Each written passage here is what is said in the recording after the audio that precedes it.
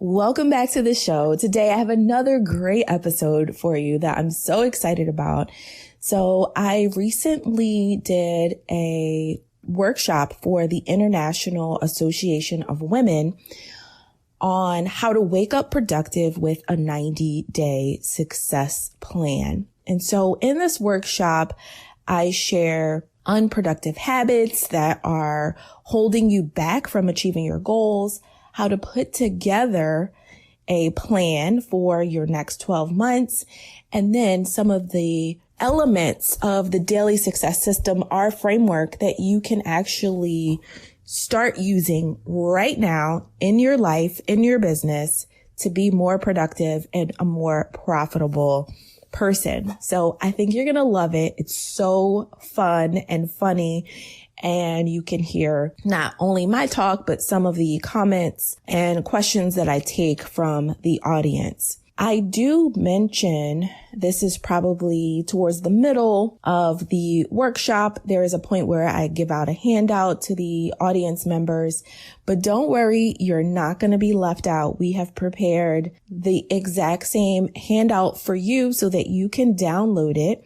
So just go to the website, dailysuccessroutine.com, and check out today's episode, and you will find the action guide on this workshop where you can follow along and fill out everything along with the audience members. All right. So do that first. So just press pause on this, do that, download the handout so that when we get to that section, you'll be able to fully participate if you like. If you're driving, do not download a handout. Okay. But go back later and you'll totally still get a lot of value of listening all the way through. And then you can download the handout the action guide when you have a moment and go back and fill it out. All right. So let's go ahead and jump into today's episode, how to wake up productive with a 90-day success plan. Daily success, daily success. Plan a week ahead, be excellent. Make money move, achieve your goals. Transform your life, one routine at a time. Daily success, daily success. Go and get yours. Better go get yours.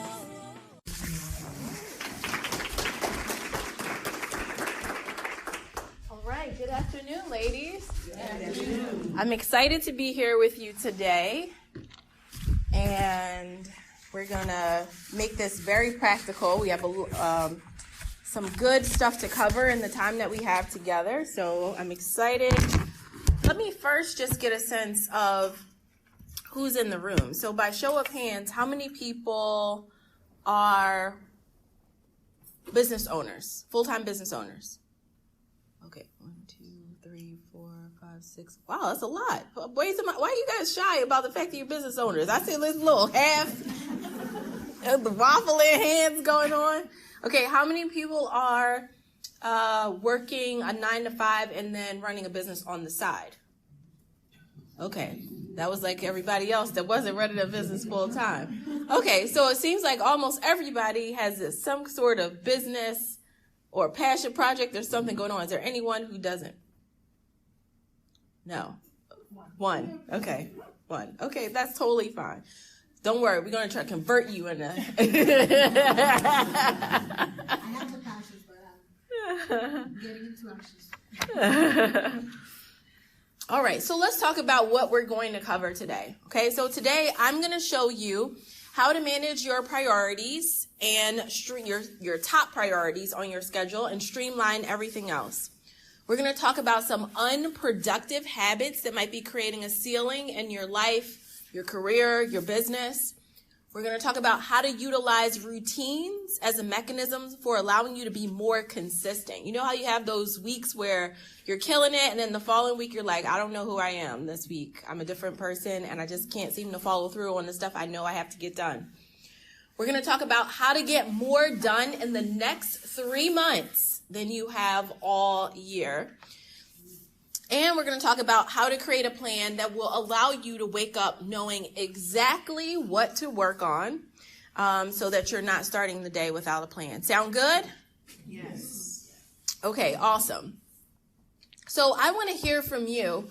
What are some of your challenges that you're currently facing when it comes to being productive in your life or in your business or career? Yes. Allowing things to derail me. Mm. The night before, I'll make a list of what needs to be done and when to do it, and then I'll get a text or an email with someone requesting something, and it takes me way over there somewhere. Okay, that's a good one. Like allowing things to derail. Okay, what are some others? Yes. Running out of time. Okay, running out of time. Some others? Yes. Actually, with all my contacts, I want to be able to easily make sure I can connect people with people, business with business, organization with organization. That's what I do. So you asked me a question. I have a bag of cards with me right now that I'm trying to get them organized and be able to send people information. Okay, so staying organized can be tough, or making the time to actually do it, right? Yes. Okay, awesome. Yes. Balancing personal with work. Oh, yes, that is a big one, right? Trying to squeeze in me time. Yes. Okay. Personal versus work versus where in the world do I fit in? Who feels like they're often at the bottom of the pile? Anyone ever had? Yeah. It's like there's just, oh, what about me, right? It's like, so you totally forget that you have your own life outside of everything else you committed to do. All right. What about over here? The side has been quiet. What are some things that have been keeping you from being productive? Procrastination. Okay. That's a good one. We're going to talk about that today. We're going to talk about that. For me, it's separating all of the things that are on my agenda. So there's 3 different career goals or, opportunities for me, and my personal time. Okay. So yeah, those 3 different jobs that I'm juggling, making sure that I work them all efficiently. Okay. So, and I love that you said that, right? Because I think when we're talking about being productive and getting things done, we're often talking about from a work or career perspective. But in reality, we want to feel good about every aspect of our life, right? Like that I'm winning at work, I'm winning at home, I'm winning in organizations that I'm participating in, and not that you're just all focused on one area and everything else is a train wreck. All right, so here's the thing that I really want you to think about today. You can create a different scenario for yourself, but you have to be willing to make the shifts. And that's the tough part. Being willing of letting go of habits that aren't serving you right now and doing something a little bit different, because you can get into a practice, a regular practice. I love it when people say like, I'm just not disciplined enough. Has anyone ever said that to themselves? Okay, but you are perfectly disciplined. The problem is you might be disciplined to habits that aren't actually serving your goals. You might be super disciplined when it comes to binge watching Netflix. Nobody has to convince you to do it, right? You voluntarily will binge watch a show. You are so disciplined to do it. You have a whole process around binge watching your shows, right? You got the snacks, you got the way you do it. Oh, I'm going to get my glass of wine first, or I'm going to cook dinner, then I'm going to get on the, like you have a practice around it. Like, so don't tell yourself that you're not disciplined, right? But it's just about how do we say, okay, I'm going to be disciplined around the things that are actually getting me closer to the things that I want, because you have the practice of discipline. You're just not using it to your advantage. All right. So we can't get different results unless we do something different. So today I'm going to share with you several ideas that you can use starting today that are going to help you to make some of these changes. The important thing to realize is, number one, it's not about trying to do all of these things, but it's important to realize where you're carrying these bad habits that are preventing you from moving forward. So we're going to talk firstly about creating awareness around the things that are holding you back. And then I'm going to share with you some specific things you can put in place to start getting different results. Okay, sound good? Okay, so I just sort of quickly share about myself. Michelle covered a lot of it, but I am a productivity trainer.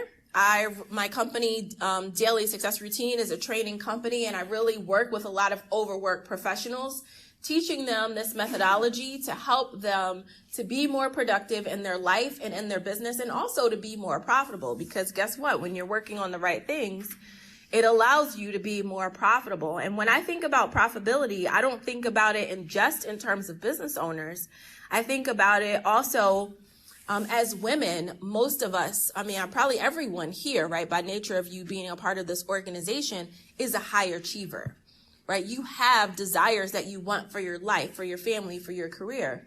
And so it's very important that you also think about how are you doing things that align with your own personal financial goals outside of just what you're doing from a career perspective. And so Michelle mentioned that I got my career started in marketing as a director of marketing and a chief marketing officer.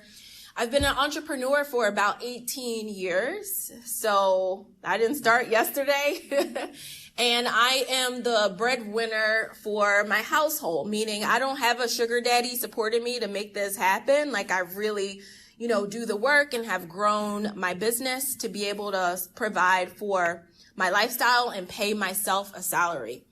I'm a Philly native. I enjoy a great glass of wine, some music as a hobby. I DJ, and I'm also a lover of travel. I've been to probably over 16 or so different countries.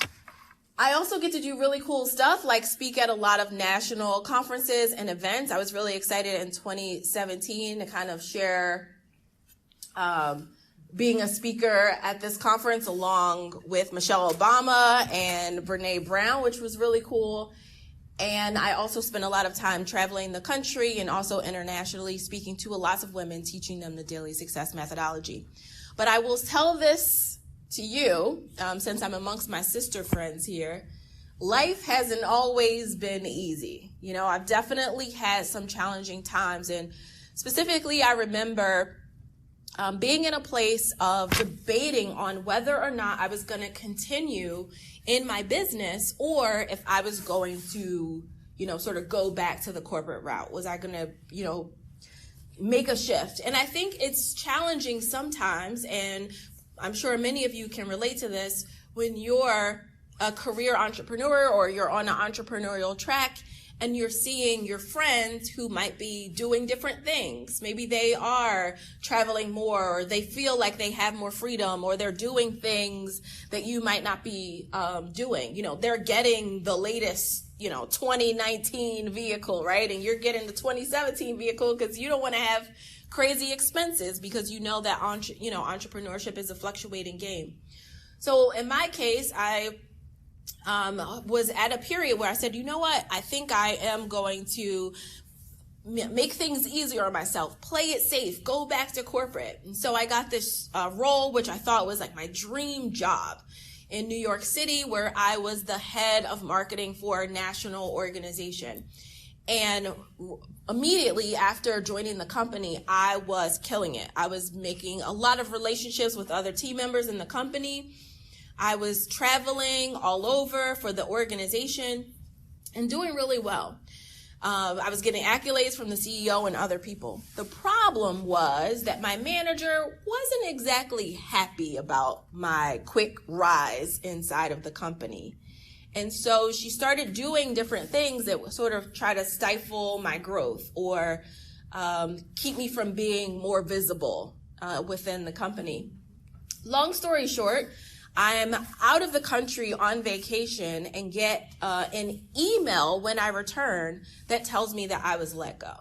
There was no, I'm doing something wrong. There was no, your eyes right now, that was mine. Those were my eyes, right? There was no escalate. There was nothing.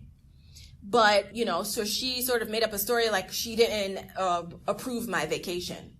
I just went on vacation on my own. Here I was, really, before joining, taking that opportunity, I was doing well in my business, but this fear had come up around whether or not I was making the right choice or doing the right thing. And so I thought, here I was taking this safe route, right? Oh, I'm going to be totally protected in corporate environment and I'm going to be playing it safe. But my intuition, everything in my body was telling me that I was on the right track before, but I didn't trust it. Has anyone ever had that experience when you know your intuition? Okay, thank you. I'm not the only one. You know your intuition is telling you something, but for some reason you're letting, whether it's people around you, friends, family, whoever, sort of talk you into going in a different direction. And that's exactly what I did. And here's what I found to be true in my life as a Christian woman. When I'm not doing what I was directed to do, I get moved. I get ejected from situations really quick because I was not obedient in doing what I was supposed to do. And so I don't know where you are right now. And if you're feeling the challenge of running your business or growing in your career or making a transition, I just want to invite you to really trust your instincts and trust your intuition. And so I want to ask you and also bet on yourself, right? Bet on yourself. So part of me taking on that role was, in hindsight, I'm realizing hey, I wasn't really betting on myself. I was doing everything I needed to do in my business, but there was still this small little belief of can I keep going? Can I really do this? And it's crazy because you've been doing something for so long and you're still asking yourself, can I make this work? And so bet on yourself. So I want to know what would be different for you in your life, in your business, in your career, if you bet on yourself. What would change for you if you bet on yourself? I love to hear.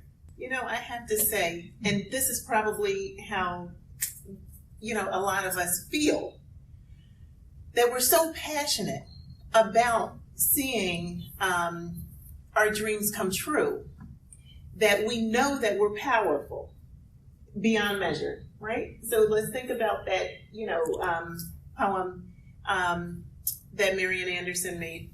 Not Marian Anderson. I'm sorry. Yeah, Maya Angelou made famous. I'm sorry, I'm director of Historic Eden Cemetery, and we have Marian Anderson laid to rest at my cemetery. So I'm thinking Marian Anderson. But yes, Maya Angelou, our deepest fear is not, that we're not going to be able to do it, but that we're powerful beyond measure. And sometimes it can be that, I feel like I have to tiptoe. I don't want to scare anybody. Yep. Because if I come through, I'm a bull. I'm coming through. Yeah.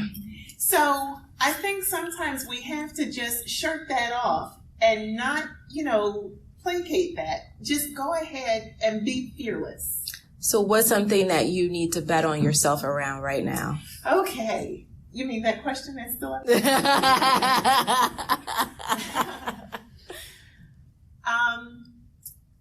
I need to stay firm, and I need to make sure that I use my time wisely to make sure that I go ahead and get the book published.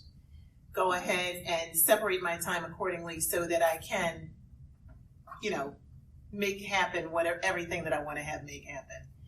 So what would be different is that I wouldn't shy. You'd have a published book right now, I right? would. Yeah. Yeah. Or as soon as you start betting on yourself, right, you're going to take the actions to have that published book. Mm-hmm. Okay, I love it. Someone else. What would be different for you right now when yes? I think more self-promotion of the business. I find this, I'm a photographer, but I'm 49.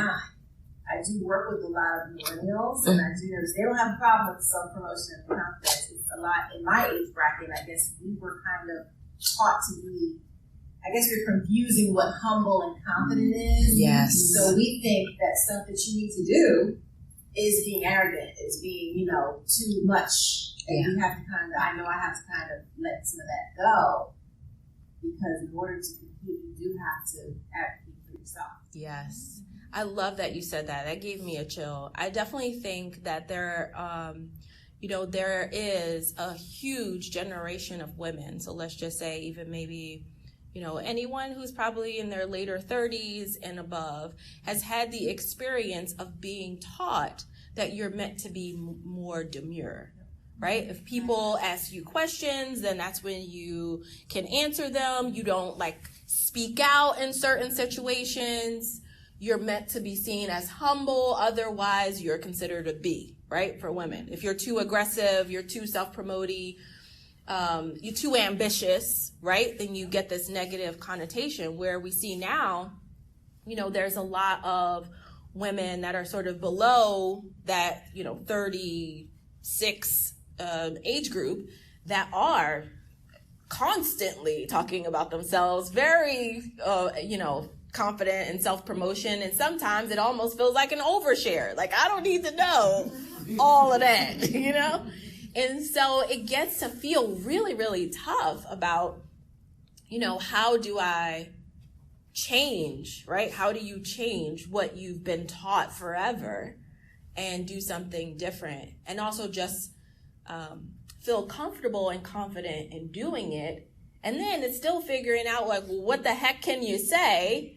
Because you've seen the people who are oversharing, and you don't want to be one of those people either. That's the second part of it. Yeah. You know, I'm more private. I guess from being raised that way, it's like I overthink it, so then I don't post. Yeah. And I'm thinking, well, who wants to see that? Like the stories, who wants to see like my whole day? Yeah.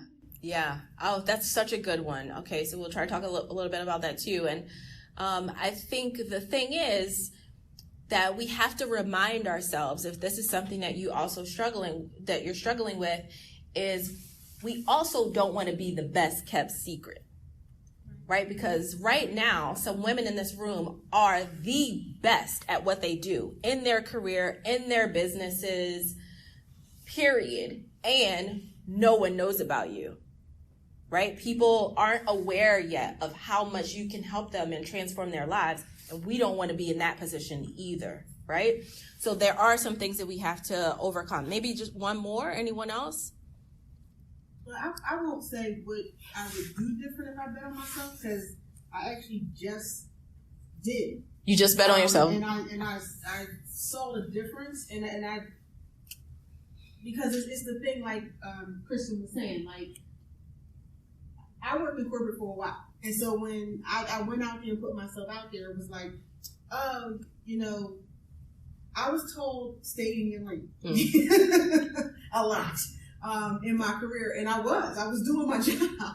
But when you get to a certain level and you're moving up, like you said, faster than people want you to move up, then all of a sudden there's a problem. Yes. And I found when I first started going into business, I've been in business for a while, I kind of got that same attitude and that same saying, like, oh, I'm just supposed to be in this one little bucket.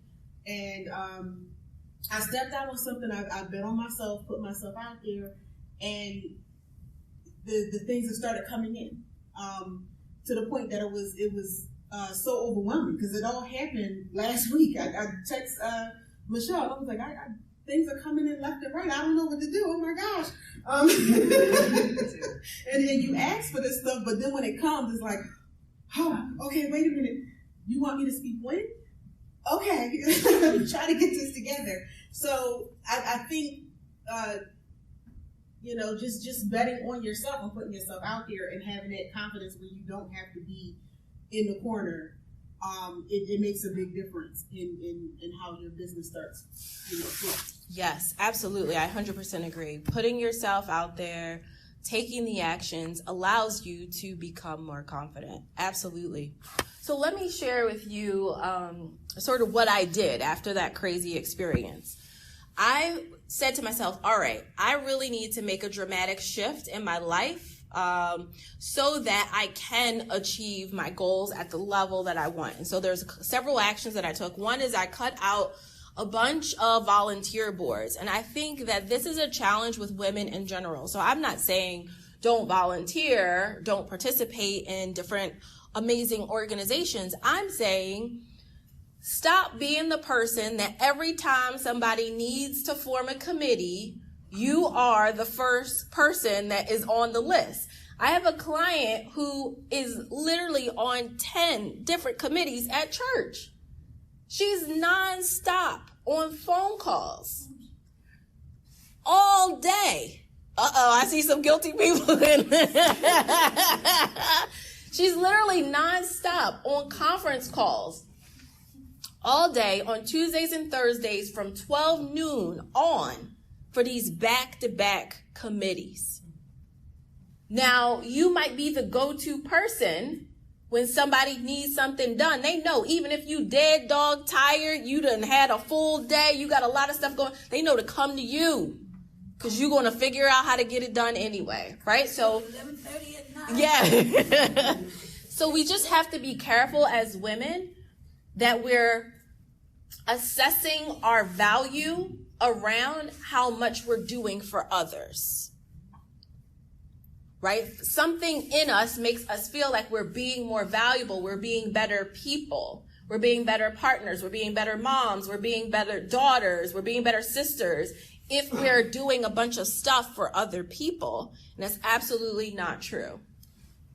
The other thing is I adopted a hell no boundaries policy. So here's my rule of thumb, and I want to invite you to adopt it if you need this in your life right now.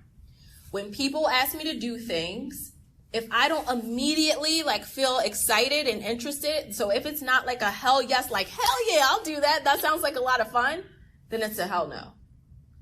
It's like, that sounds awesome, but I don't think that it fits with what I have going on right now. And we just have to be okay with that.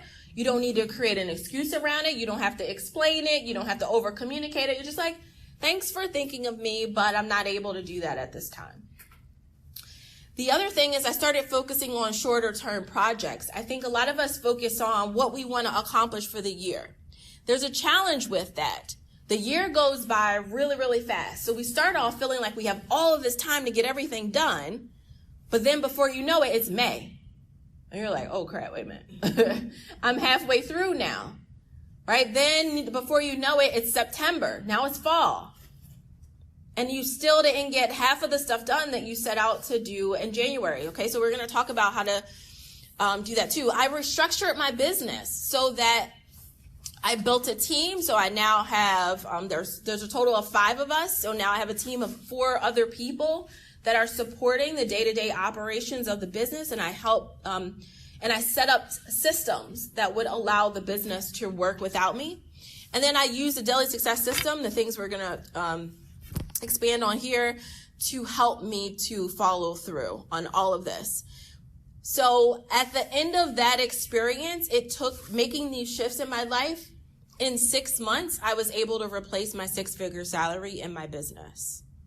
All right. So it just says that when you make those shifts, right, when you do something different, you get different results. So what are you missing out on right now that you would like to have more of in your life or in your business? Yes. More me time. Ooh, that's a good one. More me time. All right, awesome. Some others. I'm missing people to delegate to. Okay, that's a good one. Yes, so you got to get some more people to delegate to. Absolutely. And sometimes it's having people that are on your team to delegate to. Sometimes it's using other resources to delegate to, whether that's a service or something like that that can provide you with a way to be able to get things done. Some of my clients that are in the real estate field, they use services like TaskRabbit as an example to have someone go put a lockbox on a property, all right, or open up a property for someone who needs to visit. So I think we also had to get very clever about how we do things. And I want to say this too, because you're sparking this really important idea that I think is so prevalent for women especially, is too often we try to be the solution. So naturally, many of us are problem solvers, idea generators, right? We can come up with ways to solve problems, but then we go this extra step, which says, I also need to be the solution. Let me explain what I mean. I had this experience maybe a year or so ago when my nephew I put my nephew in a program at the Kimmel Center where he was learning music from all these jazz greats around Philadelphia. So one morning, I'm on my way out the door, Saturday morning, on my way out the door for a meeting. And he calls me and says, hey, Auntie, I'm outside of the Kimmel Center, and they said that camp today doesn't start until noon. Okay, it's probably about 8:30 or 9 o'clock in the morning. So I'm like, crap. Well, he's calling me for two reasons. One, I live the closest to the Kimmel Center, whereas my sister lives in Roxborough, and also I put him in the program. So what do you think my natural inclination was? Go get him, right? I got a kid standing out on Broad Street, 9 o'clock in the morning. I was like, crap, now I got to be late to this meeting that I was going to, or cancel it or something, and I got to go get him. But then I had to okay, let me reorient myself here. I don't need to be the solution. He didn't call me and say, hey, Auntie, can we hang out? Can you take me to get my cut today? It was not any of that. He wasn't asking to spend time with me. He's really just asking for guidance about what to do until 12 o'clock.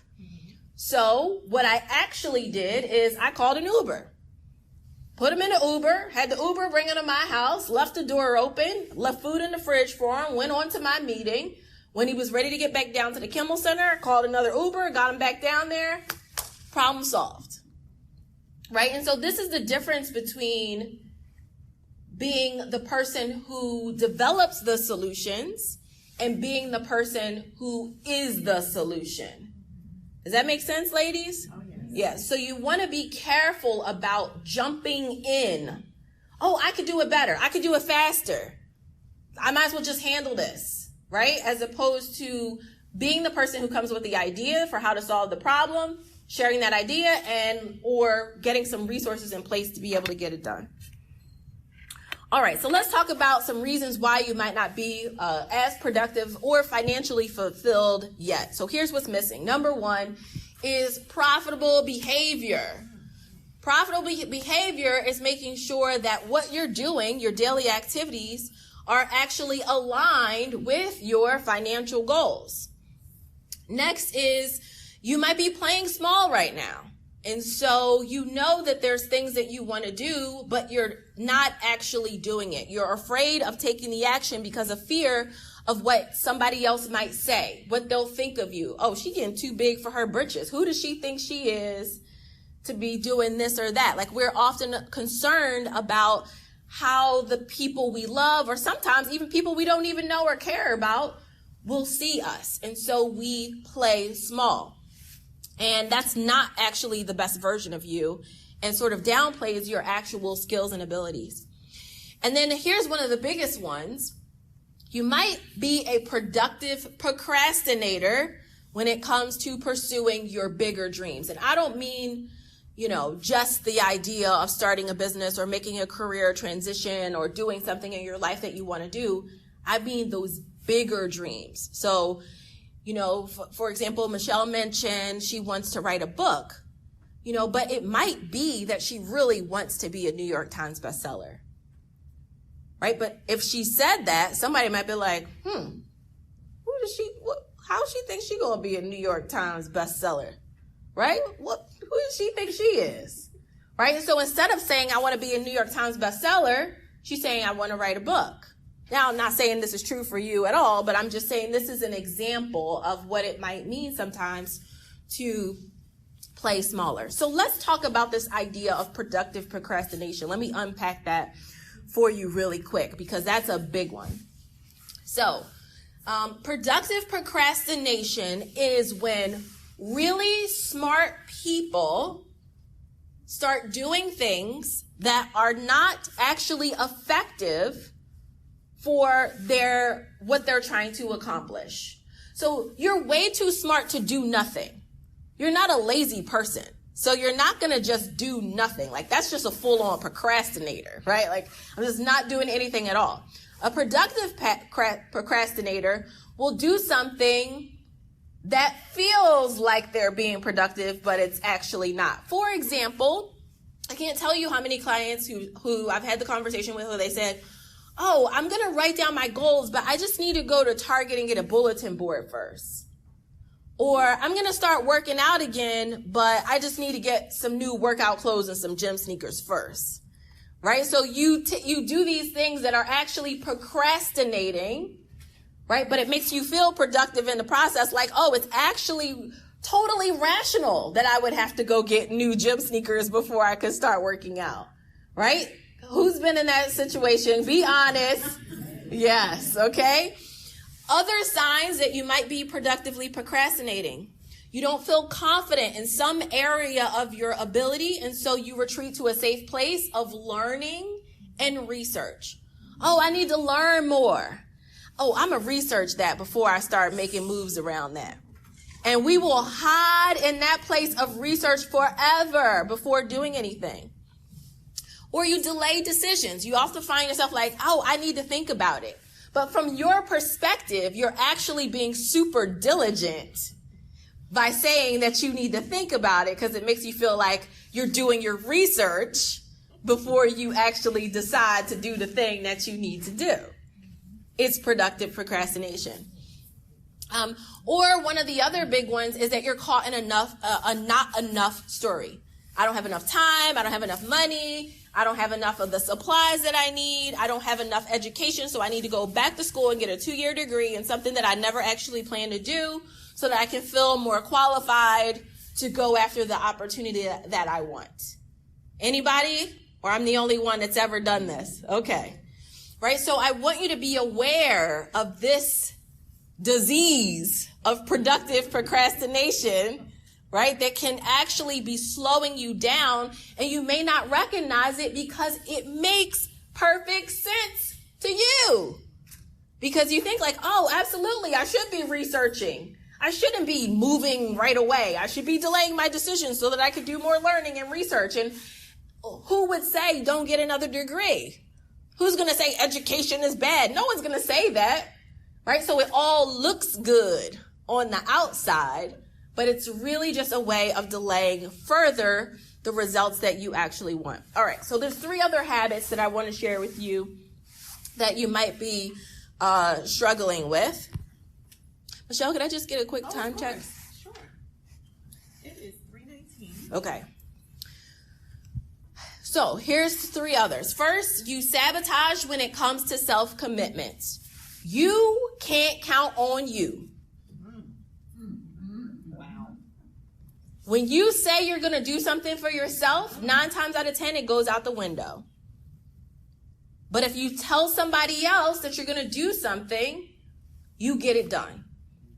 In fact, you might have left the house this morning and fed the dog, the cat, the kids, and everybody else, and didn't bother to put nothing in your own mouth. Right? So you can't depend on you. So we have to change this, and here's why. Confidence comes from keeping self-commitments. So I heard a lot of people say they don't feel confident right now. This is why. When you can't count on you, it diminishes your confidence. So what happens is the negative naysayer voicing you gets louder. So you said you were going to do X, Y, Z for your business today, and you didn't do it. And then the next day you get ready to go do it, and the negative naysayer is like, girl, you know you ain't going to do that. Stop saying you're going to work on that proposal. You know you ain't going to work on that proposal. Let's go on out here and go for a walk or something. We're not going to do that. Or you tell yourself, oh, I didn't go to the gym yesterday. I'm going to go today. And you get home and you get on that sofa and you're like, oh, let me not get too comfortable because I know I need to go to the gym. And the negative naysayer is like, girl, sit down and shut up. You know you ain't. You know your show is on tonight. And there ain't going to be enough time for you to go to that gym and get back before the show starts. And so that becomes the habit. I hear we got some guilty people in the room, right? Right? And so that negative voice inside gets louder and louder and louder because you're not keeping commitment. So the only way to start changing that is showing up for yourself. You got to do what you say you're going to do. And guess what? You're going to start feeling more confident in all areas of your life. Because you know at the end of the day, you can depend on yourself. If you can't depend on anybody else, you can depend on you. All right. Second thing is you might be winging it, starting the day with no plan. You might have made a list the night before of exactly what you wanted to accomplish, or you might not have, and you just start the day with no plan, or the first thing that you give attention to in the morning is your phone or your email. And so instead of doing what you actually set out to do for yourself, you're now doing what everybody else has for you, what I like to call OPP, other people's priorities. And so you never actually get around to what you want to do because you're like putting out fires all day and dealing with other people's priorities. Okay, so we can't do that anymore. The other thing that's big habit is that you're focused on tasks instead of important projects. You have a hodgepodge of things that you're working on in any given day. Oh, I'm going to check my email. I'm going to put this thing in a mail that I'm supposed to send to somebody. I'm going to write a proposal. I'm going to do this. But none of those things are actually related to a bigger project that you want to accomplish. All right. So are you ready to get different results? Yes. Okay. So I'm going to share a couple of quick things that we could do in the time that we have left. So I'll show you a little bit about the daily success system. Okay, so you might have heard of other productivity systems like getting things done or the Pomodoro technique, right? So what's different about the daily success system is it's focused on work-life management. It helps you to use a strategy of routines for being able to be consistent. And you don't have to become a different person. So it's customized to your lifestyle. Has anyone ever felt like you're just not a good time manager? Has anyone had that experience? I know me, I've studied a lot ever since college, I was reading nonstop on all these things about time management. They used to have these, career development classes, like these one-off workshops that you could go to at my university where we would learn about time management stuff. I was just like, it's not happening, right? Until I actually started a different process, because something that makes you feel like you need to be a different person than who you actually are is not going to consistently work. Like, let's just be honest with ourselves, right? So we have to have a system that's consistently going to work with who we are. All right, so let me give you these handouts here.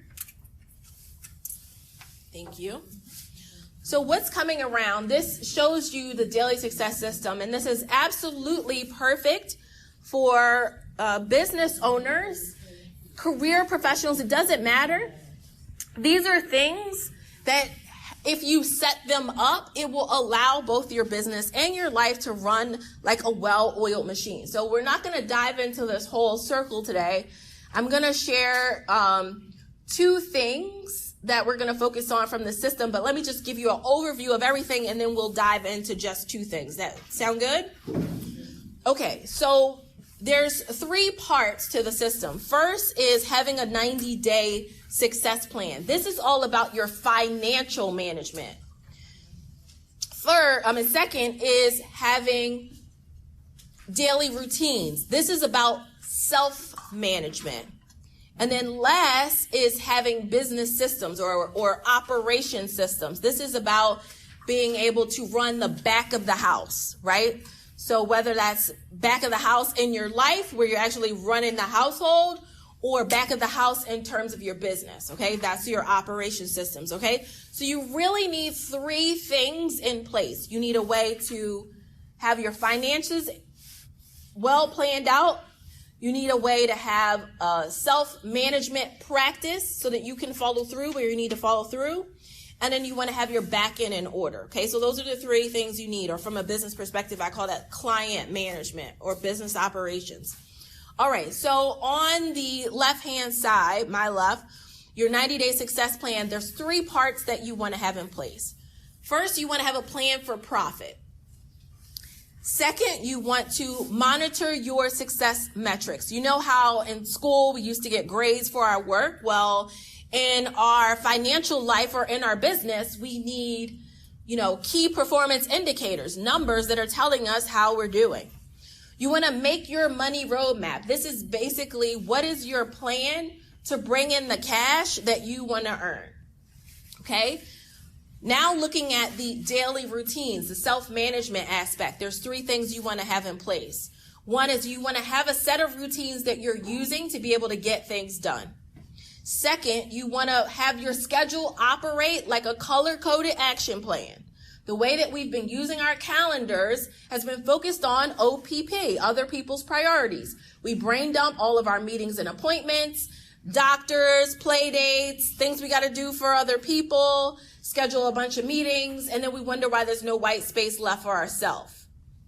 That way of calendaring is like a pre-internet way of doing things, and it no longer works. And then finally, you want to produce a project execution playbook. This is having some sort of, software or tool that you're utilizing for project management of all the various things that you have going on in your life. Okay, now the third component in business systems, there's 3 things you want to have in place. You want to build up your back-end systems. So what I mean by that is, in your business, do you have an easy way of taking money, doing your invoices, right? Making sure that you're getting paid. Or are you operating like a street hustler where you're like, oh, Venmo me, Cash App me, whatever you got, I'll take it, however you got, that's not a way for you to be able to manage your finances successfully. Same thing on the personal side, right? Do you have a way of tracking and managing your finances there? Are you using some kind of software or even a spreadsheet, right, to take care of your budget? You want to automate your cycle of service. Cycle of service, let's think of this in terms of a service-based business, is how you get the services delivered to your client. You want to try to do that in a way where you don't have to do it all.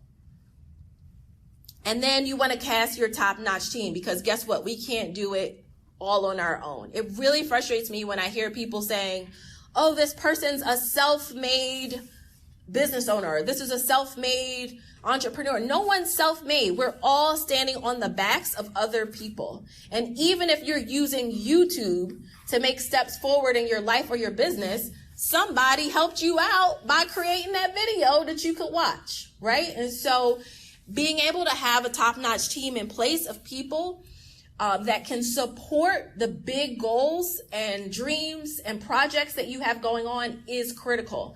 This doesn't mean you have to, blow up the budget and go out and hire a bunch of people. It means that you got to get creative about how you get people on board that support your mission and vision.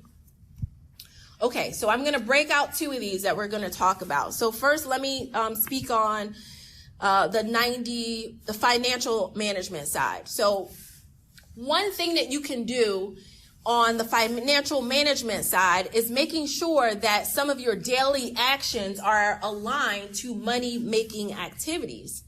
When you're doing this, you are no longer working nights and weekends, not seeing your desired income. And then you'll discover that a lot of the things that you want in life, more travel, more financial freedom, more personal time, weekly massages, weekly hairdos, once a month mani-pedis, like all the things that we look forward to, actually cost less than we think when you're aligning money-making activities as a part of the day-to-day of what you're doing. Okay, so let me tell you what that might look like from a practical perspective. Let's just say that you have a goal right now of bringing in 30% more clients into your business. Well, a simple routine that you can do on a daily basis is saying, all right, well, I'm going to do 3x3, a daily success routine. We teach a practice called 3x3, which is 3 calls by 3 o'clock. So every day you're going to do outreach, sales, marketing, PR outreach to at least 3 people by 3 o'clock. Now, it doesn't matter. Even if you're working a 9 to 5, if you want to keep moving up that career ladder, guess what? There's people that you need to be reaching out to on a day-to-day basis to be able to get up the corporate career ladder, right? There's either mentorships that you need to establish relationships with inside the company, or people outside of the company that could give you other opportunities in other organizations. So it's important for everybody. All right, let's just say if you want to transition to a more fulfilling role. A routine around that might be that you're sending out 2 resumes every day, or that you're doing at least 1 LinkedIn outreach to someone that you went to college with, or that you went to graduate school with, or people that you might know in your network who knows somebody else in their network that you found on LinkedIn that's inside of a company that you want to get as a client, or inside of a company where you would like to make a job transition to. All right, any questions about that? So that's sort of a practical way of how you can look at every single day what are my MMA? What are my money-making activities that are allowing me to drive my business and life forward? Too often, our to-do list is comprised of things that ain't bringing in any income, right? You can be doing a bunch of things that are just not income generating at all. And so we want to make that change. So I invite you, the next time you make your daily to-do list, right? So if you make it this weekend for next week, you look at it. And I like putting, here's how you do this and keep yourself honest. Make your to-do list, and then I want you to go back and put a $sign next to everything that's income generating. Something that's going to help improve your financial situation, something that's going to move your financial goals forward. And guess what? If you don't have enough $signs on that list, you need to cross some things off and rework the list. This is one of my clients, Grace. She's based in Texas, and she utilized this strategy. Now, Grace was a productive procrastinator for sure. Self-proclaimed productive procrastinator. And she was struggling in terms of her sales calls. Now, she's in the insurance business. And so basically, you know, she felt like I'm just not doing what I need to do every single day in terms of my sales calls so that I can write the business that I want to write. So Grace utilized this practice, and when she finally, she was, not keeping the commitment with herself to do it. When she finally committed and did it, in 2 days, she made her sales goal for the week. 2 days. Can you imagine how a business changes? If you're just doing something consistent towards your money-making activities every day. So she's killing it now and working towards now getting to a $30,000 month. That's where she wants to be right now. That's her next goal. Okay, so let's talk about the self-management side, right? So that you can show up for you. The biggest thing I want you to remember is that small daily actions create big results. I think too often we feel like it's about like doing more. I need to do a bunch of stuff to be able to get the result. No, it's really about small daily actions. How I talked about Grace doing her 3x3, right? That's a small daily action. It got a big result. So I want to share with you 6 routines that can transform your life. And I'm just going to completely skip the morning routine because everyone's heard of a morning routine. But I want to talk about some of these other routines that can have a big impact for you. The first one is the hour of power. And so if there's very few things that you do from this workshop, then I definitely want to invite you to utilize the hour of power. This can also be a game changer for you. So what is an hour of power? An hour of power is 1 hour per day that you're focusing on a bigger 90-day project that you want to work on. So this is especially important for my business owners who are very much in the weeds of the day-to-day of your business. And so some of those more visionary things that are going to allow you to bring in more business, level up the company, do some hiring or whatever that is for you, you feel like you never have time to get around to those things. So an hour of power is 1 hour per day working on a 90-day project. And you'll see how quickly you start to move things and get things done. It's a game changer. So the question to ask yourself, right, to know if you're actually utilizing this practice of an hour of power is, did I have focused time on a 90-day project? Okay. Another routine is the workday wrap-up routine. So the question to ask yourself in setting up a workday wrap-up routine is, did I plan tomorrow and mark where I left off today? So your workday wrap-up routine, let's just say you finish your day at 5 o'clock or 6 o'clock or 7 o'clock or whenever you wrap, you're going to make your list for tomorrow right then and there. Now, my recommendation and what I teach our clients at Daily Success Routine is you plan out your week in advance. So when I'm saying make your list for tomorrow, it's really just reviewing what you said you were going to do on Monday to see if you're still on target or if you need to make any adjustments.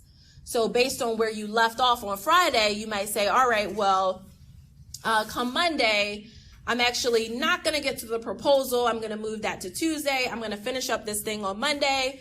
And you just kind of move things around, right? Based on whatever happened. So you know where you left off. So you're never scrambling the next day about, well, what do I do first? Okay, next is the power down routine. This should answer the question of, did I let go of the day? Who's had the experience of going to bed, laying down, and you still having conversations from the day in your mind? Anybody else? But say yes. Okay, I see almost everyone. Yes, and so it's really difficult to get the rest, the quality of sleep that you need, if when you lay down in the bed, you are still cussing out somebody from something that happened earlier that day. Am I the only one who has been like, I should have told her, right? Like, what I should have said was this and this. Like, you're having that conversation in bed when it's actually time to put your mind at rest. Or you're running through your to-do list for the next day, or all of the stuff that you didn't get to today, and you're beating yourself up about all of that. And so the way to change that is just setting up a power down routine that's going to allow you to let go of the day. Okay, one of my favorites is the self-care routine. Now, a daily success routine, we teach self-care in two ways.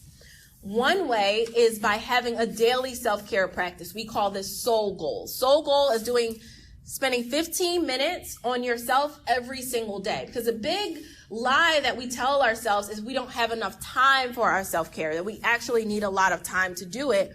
And it's not true.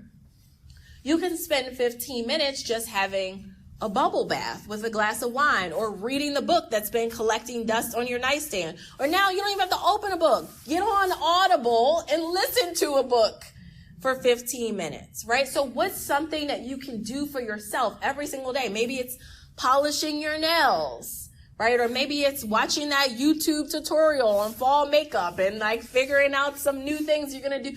Whatever makes you happy. It does not require anyone else. Do not invite anyone else. Do not say you did not go for your walk because your walking partner didn't want to go.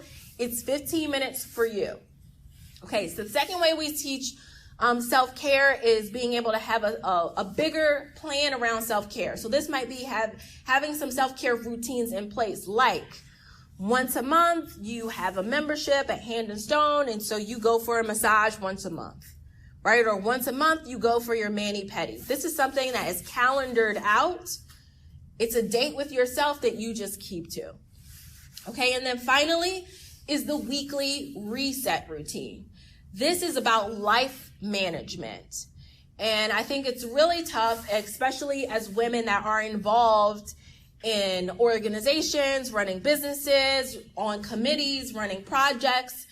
Sometimes your life gets disorganized, right? Where before you know it, it's Friday and the dishes are piled up in the sink, or the laundry hasn't been addressed, right? Or your email inbox is on overload, or your computer ran out of space.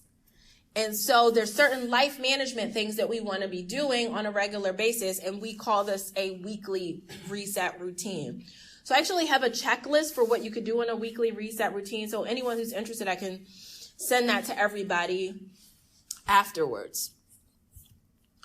I wanted to share sort of the quick story of one of my clients, Pax, who utilized routines to be able to finally bring her dream of writing a book to life. Michelle and all my other book writers in here, people that need to birth their books. So Pax was struggling around staying consistent on writing her book. This was a dream that she had for a really long time. She utilized the hour of power practice to finally get her book done and submit it to the publisher. Guess what's happening for her right now after having this dream on hold for so long?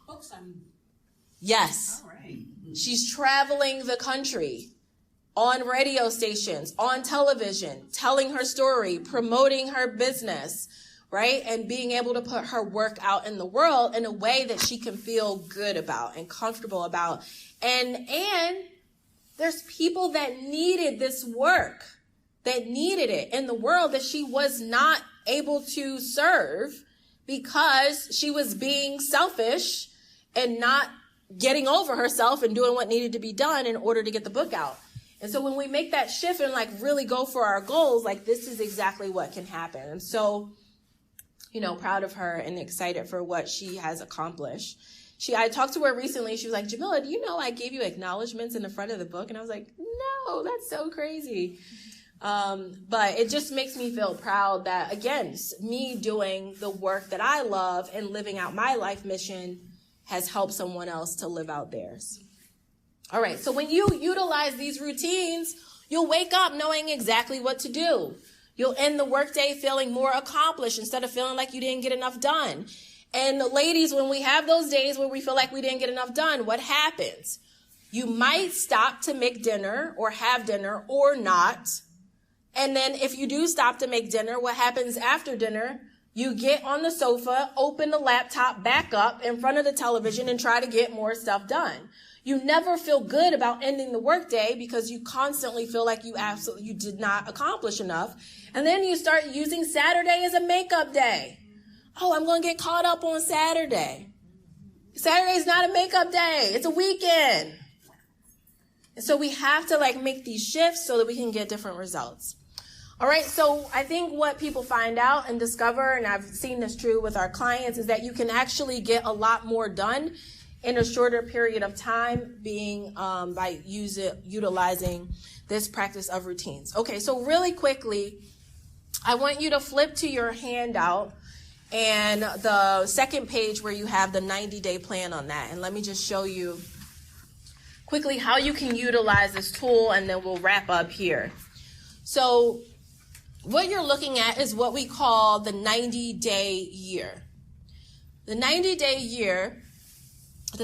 project year. The 90-day project year basically helps you at a glance to look at 12 months of time. It doesn't matter when you start. So each row is a different quarter. So let's just say for where we are right now in the year, you might look at the first row as quarter 4, which we're about to enter, right? So box 1 would be October, box 2 would be November, box 3 would be December, okay? Then the second row would be Q1 of 2020, third row, you got me, right? So the way you utilize this, especially as ambitious as you are, it can feel like you have to actually cut your arm off to decide what you're going to do when, right? Because you're trying to move several projects forward. So you use this tool to be able to put down everything that you would like to accomplish in a year. So maybe let's just throw out a couple of things. And I want you to think in terms of projects, meaning that projects have multiple steps to get them done. So let's just say something like doing a rebrand on your website might be a project. Hiring a person in your company, bringing on a new operations director or something might be a project. Being able to roll out a new service in your business, the time to create that service and market it might be a project.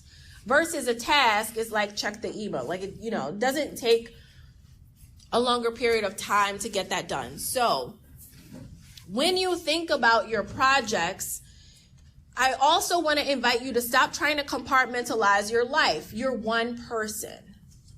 And I can't tell you the number of clients when they first started working with me, they had a planner for work, a planner for their business or side hustle, a planner for the family. They were keeping all this stuff in separate places. Well, my gosh, it's like you're all over the place. Like, how in the world can you manage all that stuff in all these different places? So you're one person. We no longer live in a day and age where your spouse or partner might go off to work for the day and you don't hear from them all day, right? Like you couldn't communicate with them. And so just around 5 or 6 o'clock, they'll show up at the door and that's when you get to have your next conversation for the day. No. Now we're texting all day long. You sending the honey-do list. You're telling the kids what they need to do when they get home. All of those things are happening all day long. And so we have to stop creating situations where we're telling ourselves that we need to compartmentalize our lives because they are blended, whether we like it or not, right? And in most cases, many of us want them to be blended. We want to be able to work at home, right? We want to be able to stop and go get the kids in the middle of the day if that's what you want to do, or you want to stop in the middle of the day and go to the gym or have a lunch or whatever it is, okay? So when you write out these 90-day projects, and feel free to start jotting things down that are coming to mind for you, I want you to think about projects in the area of work, whether that's your business or career. I want you to think about your self-care. So maybe in the next 12 months for you, you want to let go of 10 pounds. Maybe that's something that's on your mind. I want you to think about passion projects. Maybe you have a hobby or something that you let go of that you want to get back to, or maybe just something that you want to, get a chance to do that you haven't done. I want you to think about family. So if that's doing a family trip or a family dinner or something like that that's important, I want you to think about your financial goals. And then I want you to think about personal development, because we always want to be skilling up. And so maybe you really want to get better at your public speaking, right? And so you're like, you know what? I'm going to take some time to join a Toastmasters group or something, or spend a week watching YouTube videos where I can become a better speaker. All right, so the way that I suggest you do this is you decide on either one project per month. So every single month, you're going to focus on something until it's done. Or you can decide on 2 to 3 projects that are going to take you the entire quarter to execute. And so you're just consistently working on those projects over the entire quarter. So super quickly, let's just hear maybe 2 or 3 ideas that you have for projects that you want to work on in any of those areas. Well, I'll go. Okay. I already have my books written with the cover of the book already designed. I just need to get it published. Okay, that's awesome. So can we get one done? Just one. Definitely. Okay, so when are you going to work on that? I'm going to work on it for fourth quarter? For the fourth quarter, yes. Okay, awesome. Put that down. Let's hear another one. Yes. I have a project that I'm embarrassed to say how many years I've been. It's okay. So I do want to finish it this year. Okay, what's the project? It's a coffee table book, portraits and interviews, and I'm doing different volumes. But I need to. I love that. Okay, it's awesome, and it ties right into your photography as well. Yes, I love that. So when are you going to get it done? By the end of this year. By the end of this year. Amazing. Someone else? You were looking at me, so maybe I looked guilty. I was actually looking at the door opening, but that's good. You told on yourself. Come on, let's go. Well, I'm already working on it, but I plan to have it by the end of the quarter. I have a goal for the amount of speaking engagements, paid speaking engagements, that I want to have, and same thing. I'm getting a book published, but I'm already working with a publisher. So okay, how many speaking engagements? That's a good question. I had in my mind I wanted to have at least 6 books because we're going into the end of the year. So I wanted to have at least 2 for this year and 4 going into the first quarter. Okay. I think that, like, right now, I mean, certainly if you can get 2 books for this year, that'd be great. But maybe a lot of people, depending if it's a bigger engagement, they are probably already decided for this year. But I think 6 is a great number to get 6 booked before the end of the year for 2020. Sounds amazing. That sounds amazing. Okay, maybe one more. Sandra. I have a plan to have an event before the end of the year. Okay. And I have a 90-day contract that I would like to have at least 20 people before the end of the year take my 90-day contract, and so they can see how they can move along and be visible. Okay. Before 2020. Okay, I love it. So put on your event before the end of the year and be able to get some people in place that are utilizing your 90-day contract. How many people? 20. I want to 20 people. Okay, 20 before 2020. Oh, I love it. Yeah, me too. I gotta make it work for me. Yes. Okay, awesome. All right, so I am hoping that you're writing those things down. I don't want you to say, I'm going to do this later and then productively procrastinate, right? So, like, write those things down, whatever they are for you. And then your homework is to decide on which of the 3 that you're going to do for fourth quarter, right? And so what I often like to do is I might have 2 of them that might be like business related or something like that. And then one of them is usually more personal. Or I might have two that are more, one might be business, sort of bigger goal. One might be a personal goal. And then another one might be like a personal financial goal. And then something might be a health and wellness goal. And so if you have a team inside of your business, then absolutely you can just utilize this whole tool of creating a 90-day project year just for your business, right? And then you're having other people on your team that are helping to execute this. This works for organizations as well. But if you are the sole driver of your business and your life, then I would recommend just using one 90-day project year and mapping everything out on here, because you're the one who's driving the whole engine. Does that make sense? So I don't want you to overwhelm yourself, but I'm telling you this process works. I have absolutely written books in 3 months using this. The clients that I showed you, Pax, she wrote her book using this process. You can get more done. There's some people that spend a year writing a book. You don't have to spend a year writing a book. You don't. You can get it done a lot faster. So this will absolutely help you to get more done in less time. Are there any questions around this tool? Does everyone have something that they're inspired to accomplish for fourth quarter? Okay, awesome. So don't be the productive procrastinator. Don't let that take over. You've done the work today of mapping out exactly what you want to do. So now it's time to take action. To become a member of the Achievers Club or check out my one-on-one consulting, then go to dailysuccess.co/schedule. Book a call with me or Daily Success team member so you can get the income generating processes in your business on autopilot. That's dailysuccess.co/schedule. Hey, we don't have to wait until the next episode to hang out.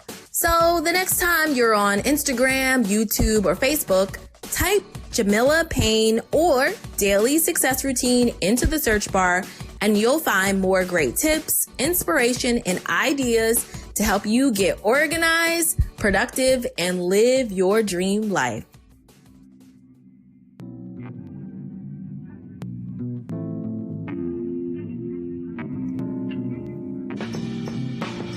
Daily success, daily success. Learn the week ahead, be excellent.